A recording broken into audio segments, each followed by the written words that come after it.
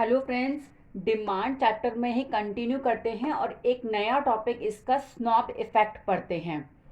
तो क्या कभी आप लोगों ने सोचा है कि एक पर्टिकुलर हैंडबैग, सिंपल सा हैंडबैग के लिए क्यों कुछ लोग जो होते हैं वो लाखों रुपए तक खर्च कर देते हैं, या फिर किसी पर्टिकुलर वॉच, लग्जरी वॉचेस जो होती है हमारी, या फिर स्पोर्ट्स कार या फिर लग्जरी कार्स वगैरह जो होती है, उनके लिए लोग महीनों तक वेट करते हैं उनको खरीदने के लिए, बुकिंग के लिए।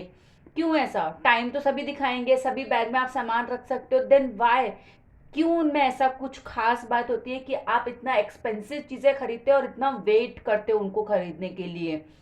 तो आइए इस वीडियो में हम इसी बारे में बात करेंगे कि ऐसा क्यों होता है, इकोनॉमिक्स में ये क्या चीज़ है। तो पहले जो लास्ट वीडियो पढ़ा था उसमें हमने नेटवर्क एक्सटर्नैलिटी के बारे में पढ़ा था। तो अगर आपको ध्यान हो तो नेटवर्क एक्सटर्नैलिटी क्या कहती है? Network externality in relation to demand का मतलब होता है कि हम किसी चीज़ की डिमांड जो करेंगे, किसी भी प्रोडक्ट और सर्विस की, एनी प्रोडक्ट और सर्विस की डिमांड जो होगी किसी भी इंडिविजुअल की, वो दूसरे लोगों की डिमांड के ऊपर डिपेंड करेगी। किसी भी तरीके से डिपेंड कर सकते हैं, आइदर इट कैन इंक्रीज और डिक्रीज। लेकिन अगर मेरी डिमांड जो होगी वो किसी दूसरे की डिमांड के ऊपर डिपेंड करेगी तो it is a network externality, it is a case of network externality. अब हमने ये भी देखा था कि network externality positive and negative दो तरीके की होती है, करेक्ट? तो पॉजिटिव नेटवर्क एक्सटर्नैलिटी का मतलब होता है कि अगर दूसरे लोग खरीद रहे हैं तो I will be positively influenced by that thing and I will also buy the same product और सर्विस। तो that is my positive network externality, also known as our bandwagon effect, correct? दूसरे लोग डिमांड कर रहे हैं चीज की तो मैं भी वही सेम प्रोडक्ट और सर्विस डिमांड करूंगा। अब इसका जस्ट अपोजिट होता है हमारा स्नॉब इफेक्ट, जिसको हम नेगेटिव नेटवर्क एक्सटर्नैलिटी भी कहते हैं। तो negative network externality is also known as our snob effect. तो ये जो स्नॉब इफेक्ट है ये उस ह्यूमन बिहेवियर को हाईलाइट करता है जिसमें आपको कोई प्रोडक्ट और सर्विस ऐसी चाहिए which no one or very few, no one or very few people own it, very few own it, correct? तो उस ह्यूमन बिहेवियर को हाईलाइट करता है कि आपको कुछ तो ऐसा अलग चाहिए जो कि आपके आसपास किसी के पास भी नहीं है या बहुत ही कम लोगों के पास में है। दैट प्रोडक्ट और service you want to demand और यू वांट टू परचेज। तो that is why that is, ऐसा क्यों होता है आपको? क्योंकि वो एक यूनिक कमोडिटी है, correct? It's a very unique commodity and it holds a prestige value.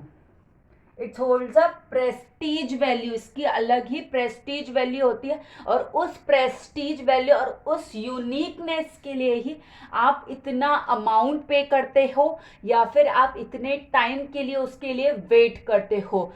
ये इसी चीज का एक्स्ट्रा पैसा होता है। हैंडबैग, वॉच, कार या फिर किसी आर्ट का ऐसा पैसा नहीं होता, उसकी यूनिकनेस, उसकी प्रेस्टीज वैल्यू का ही अमाउंट होता है जो कि वो लोग चार्ज करते हैं। तो यानी कि हैंडबैग्स, वॉचेस, लग्जरी कार्स या फिर रेयर पीस ऑफ आर्ट्स, ये ऐसी कुछ चीजें होती हैं जो कि अपनी यूनिकनेस और यानी कि अपनी प्रेस्टीज वैल्यू के लिए इतनी एक्सपेंसिव होती हैं और इनको वही लोग डिमांड करते हैं। इसीलिए डिमांड करते हैं क्योंकि दूसरे लोगों के पास वो नहीं है या फिर बहुत कम लोगों के पास है। तो यानी कि बैंडवैगन इफेक्ट में हमने देखा था कि ज्यादा लोगों के पास है तो ज्यादा लोग डिमांड करेंगे। Snob effect is just reverse, कम लोगों के पास है इसलिए that's why we are demanding it, less people own it और very few people own it, that's why we are demanding this. तो this is our snob effect. इसीलिए snob effect का जो डिमांड कर्व होता है ना, जो snob effect का डिमांड कर्व होता है उसकी पॉजिटिव स्लोप होती है, यानी कि the demand curve is upward sloping curve. This is like this way. This is our demand curve. What does it mean? This means that as prices rises, the demand for that commodity increases. Correct? जितनी ज़्यादा price बढ़ेगी यानी कि और कम लोग खरीद पाएंगे उसको, और कम लोग खरीद पाएंगे तो जिनको चाहिए उसकी यूनिकनेस की वजह से, उसकी प्रेस्टीज वैल्यू की, वो उसको डेफिनेटली ज़्यादा डिमांड करेंगे. तो इसके लिए स्नॉब इफेक्ट का अगर आ जाता है तो हमारा डिमांड कर्व जो होता है वो पॉजिटिव स्लोप ले लेता है, यानी कि अपवर्ड स्लोपिंग डिमांड कर्व हो जाता है. तो this is an exception to our normal goods. Normal goods के केस में डाउनवर्ड स्लोपिंग डिमांड कर्व होता है, और क्या नाम से अपने स्नॉब इफेक्ट के केस में अपवर्ड स्लोपिंग हो जाएगा. तो यानी कि this is an exception to the normal goods. तो होप ये जो टॉपिक है ये बहुत अच्छे से क्लियर हुआ है आप लोगों को, नेटवर्क एक्सटर्नैलिटी, बैंडवैगन इफेक्ट और स्नॉब इफेक्ट का. आइए फटाफट से इसको समराइज कर लेते हैं कि अपन ने अभी तीनों चीज़ों में क्या क्या पढ़ी थी, क्या क्या डिफरेंसेस हैं. तो नेटवर्क एक्सटर्नैलिटी में हमने देखा था कि हमारी demand, our demand depends upon others, depends upon other peoples की डिमांड के ऊपर डिपेंड करती. That is our network externality. Bandwagon में डिफेक्ट में देखा था कि we will demand if other peoples are also demanding it. If others are demanding we will also demand. That is our bandwagon effect. Correct? तो हमारी demand positively influence होगी, दूसरे demand करेंगे तो हम भी डेफिनेटली उसको डिमांड करेंगे. और स्नॉब इफेक्ट में हमने क्या पढ़ा है, स्नॉब इफेक्ट में पढ़ा है we will demand only if others are not demanding. We will demand if others are not demanding, if others are not purchasing, तो तभी हम डिमांड करेंगे. That is it is for its uniqueness और its prestige value, हम उसको demand करेंगे.